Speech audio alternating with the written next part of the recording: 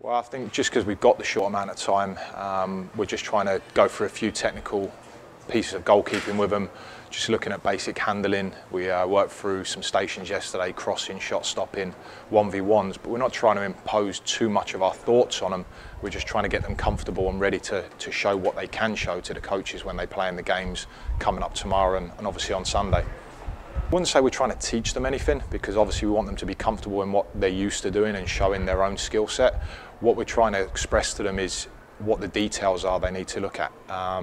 We want them to make sure that they're showing to the coaches, the head coaches that are going to be coming, obviously if there's goalkeeping coaches there, what they can show in the games if maybe they're not involved. You know, their positioning, their supporting of the team, distribution, communication, some of the tactical elements that they need to make sure they're expressing during the games.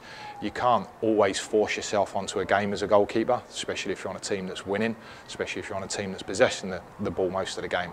But we've got to make sure that you're involved in the game and you're part of it. In the modern game, you're an 11th player, you're not 10 players plus a keeper, and there's some of the things that we're trying to express to them. Obviously the training, we're just trying to trim them up, tone them up, make sure they're ready to go. It's the big picture when it comes to the pro level. Obviously looking after themselves both physically, when you look at what they're eating, how they train away from the field, gym work, their sleep patterns. It's the big picture. The modern game, it's not about just the hour and a half you're putting on a training field. You've got to look at the gym work you do. You've got to look at the whole sports science part of it.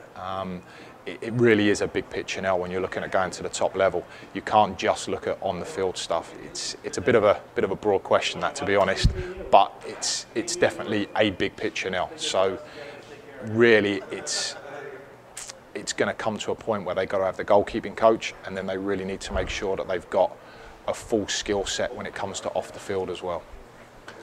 We've got a mixed bag. I mean, we've definitely got a couple of keepers that I think are able to play in the USL, and we never know if maybe higher, if they're given the opportunity.